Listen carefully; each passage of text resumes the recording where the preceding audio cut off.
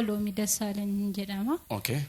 Bakki dhaloota koo immoo godina Shawaa Lixaa aanaa Jibaat ganda Maarubaa keessatti dhaladhee kan hin jiraadhu immoo Addis Ababaa keessa hin jiraadha. Wanti waaqayyo naaf goone hin jiru. Dhalootum koorraayyuu kaasee wanti waaqayyo naaf hin goone hin jiru. Anatu waaqaaf hin taane malee jechuudha. Waaqayyo wanta gurguddaa sadii naa godhe. Isa kana keessaa immoo inni tokkoffaansaa ji'a 12ffaa naansee gaafa guyyaa 4 lafa kana dhufee chaarsisa gubbaarra jirra. Achii dhufeen waaqayyo waa'ee dhumkoo kanaa waan tokko natti dubbadhu jechaatuman dhufe. Gaafa dhufeen asraatiin kanfala jedheetaniin ol ba'e madirakii gubbaarratti. Paastariin dhufanii qabanii naa kadhatan. Yeroo hundumaa imbocha ingaddita wanta ati arratti gammaddee boruga nama modeebite gadditeetti bochatti milkooftu naan jedhan dhugaadhuman jedheen namane achiin kana caali kanaan booddee har'atti gammaddee kaatee borutti hin gadditu. Kanaan booda galata guddaadhaaf dhaabbataatiin galateeffatta nama galataattaa tanaan jedhan. Amiin jedheetan fudhadhe. Ji'a sadaffaa keessa wanta sii ta'u hin beeku ani galateeffannaa guddaatu mana keetti ta'aa naan jedhan. Amiin jedheetan fudhadhee biraa ba'e. Achiin nan ba'ee paaspoortiidhaan harkaa qabaan ture guyyaan gaafan isaan bira dhaqee madirakii irratti ba'eetoo kadhachiifadhu san. Achi ba'eetaniin qaxxixaadhuma deemee dallaalaatti paaspoortii koo kennan. Paaspoortiin kun waggaa 10 guutuun itti dadhabe dhugaa waaqayyooti jechuudha. Achiinan paaspoortii koo kanan nan kennadhee gaafan kenne deebi'u 7 gaaniitti madaalliidhaaf kottu naan jedhan.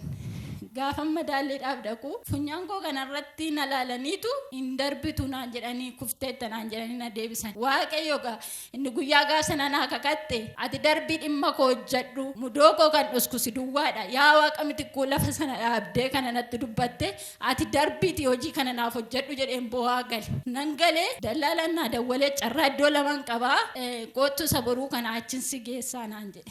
Achumaan galee rafee bishaan kadhataa isaan irratti kadhatanii nuu kennantu jira. Isas fuula koo dibadheen deebi'ee nan dhaqe. Achiin na dabarsanii waaqayyoon galateeffadheen meedikaala deemnaan jedhan.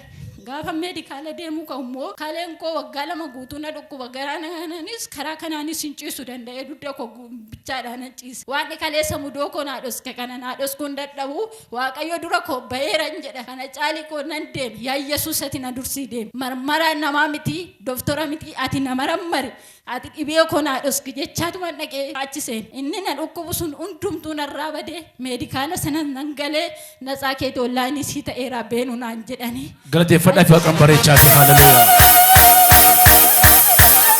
Waaqayyo kana hundumaa na gargaaree amma tikkeettiin citeera naan jedhanii jimaata natti manii kanaafan dhuga ba'umsa dhufee waaqayyo sirriitti na galateeffadha. Waaw galateeffadha fi gooftaa bareechaati.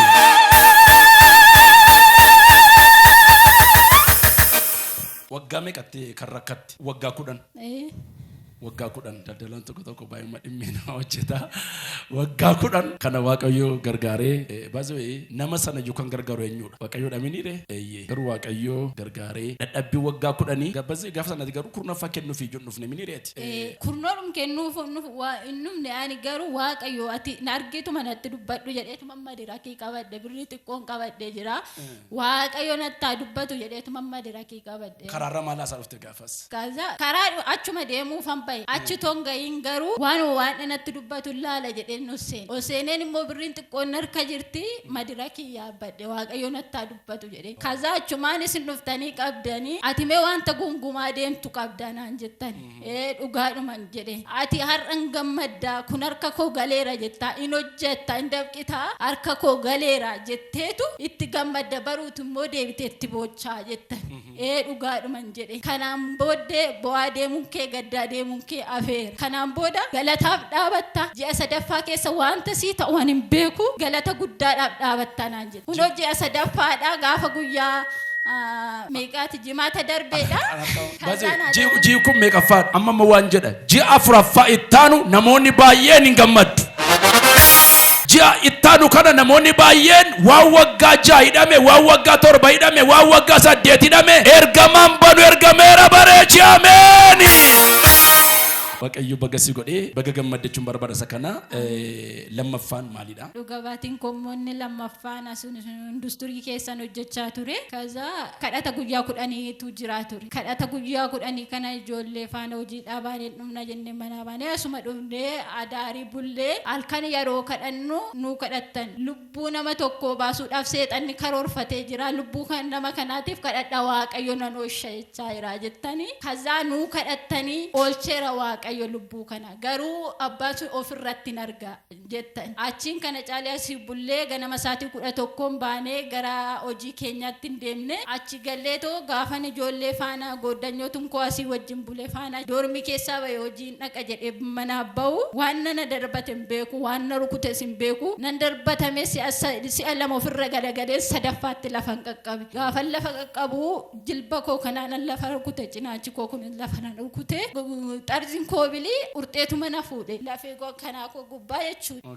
Foon koo inni kun tokko citee gara gadii kanatti gaddacha'ee tokko akkasuma ol garagalee foonsaa jechuudha. Gaafa sana anumaayyuu natti hin fakkaanne yeroo hiriyoonni koo dhufanii irratti bu'anii hin fayyitu shimminaamina naan jedhan yoona kana abdiin kuta nagaa dhaladheen nagaa manaa bahee yaa waaqa naafadheeree jedheen isa galgala sinnuu kadhattan sana nan yaadadhe yaa waaqayyo gaa takka fe'a keena godhinaan nan jedhee nan bu'aa nan maraadha achiin na fuudhanii mana yaalaa na geessanii achiin liidariin keenya tokko hin jira waan na biraa miti lafee ishii bichaa laalaa foon ishiin fayyaa jedhe azaa lafee koo gaafa laalan lafee ishii wanti tokko iyyuu maan taane naan jedhe madaan kun dhuguma fayyaa amma jedhe ana yesuustu na fayyisa sagaleen dubbatameera waan na ta'eef hin jedhe kazaa achiin madaa koo sana naa dhiqanii naa walitti naa hodhanii madaan koo sun dhugaa waaqayyooti jechuudha torbaan tokko narra hin geenye narra kimne torbaan tokko keessatti deebi'ee naa goge waaqayyo lubbuu koo na hooshee naa galateeffadha.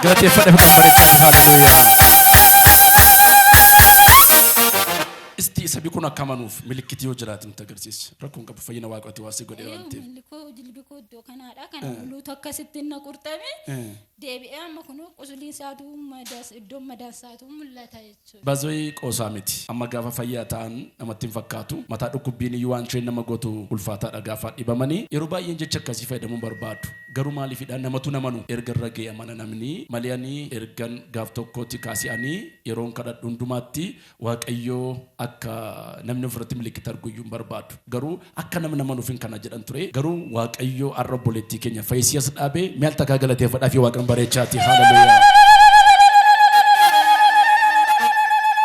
Kadhannaan guyyaa 10 ganamoota baay'ee seenaa qaba waaqayyo bagasii oolchee jechuun barbaadna malee baga gammaddee dhuga baatiin Musa kan inni sadaffaa fi inni dhuma barum 2016 keessa obboleewwan kootu jira ture hojii dallaalaa hojjetu kaza hojii dallaalaa kan hojjetu hiriyoota qabna jedhanii hiriyoota faana sin dhiyaatanii baaniituma galuu bichaadha kanumarraan kan ka'ee inaafadhuma namarraan kan ka'ee qaama mootummaa dhaqanii manumaa qabanii baasanii manadhaa gashan azaa manadhaa sana gashanii namni rakkinni kee kana jedhuun hin jiru geessanii manadhaatti gashanii lachan isaaniitu manadhaa keessa jiru kan koo maali yaa waaqayyo jedhu beetasabni hunduun gadduun boo'u bakka ijoolleen kan isaanii hin boo'u hin dhiphatu achiin kana caalee namni itti siqee kana rakkinni keessan hin jedhuun hin jiru.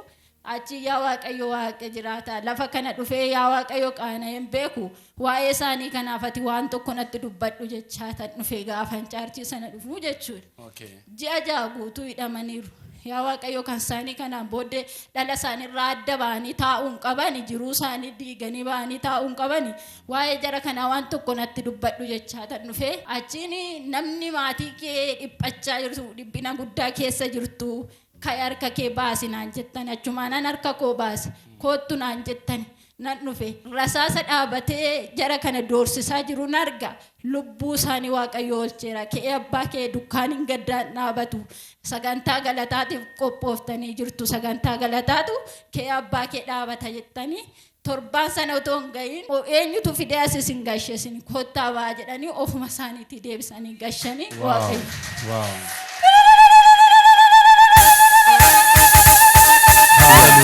Dhugabaatiin namoota baay'eedhaafis eebba waan ta'eef namoonni yaaddoo kamiyyuu qabdan maatii wajjiniin kan wal qabatu harka ol kaafadhaa maqaa Yesuusinis torban kana keessa misiraachoo dhaga'a. Waan kamitu marsamini kana booda nagaan caalu qe'ee keessa na marsu nagaan caalu mandara keessa na marsu qoosamini baazwee maqaa waaqayyoo namni waamu inooladha macaafni qulqulluun sagalee waaqayyoo maal jedha namni maqaa waaqayyoo waamatu maal taa'edha inooladha waaqayyo oolchira kuni gaafa dhugaa baamu salphaa fakkaata malee utuu rakkinni ta'eera ta'e salphaadha salphaa miti meesa oolche kanaaf waaqayyoo galateeffadha fi dabalaati thank you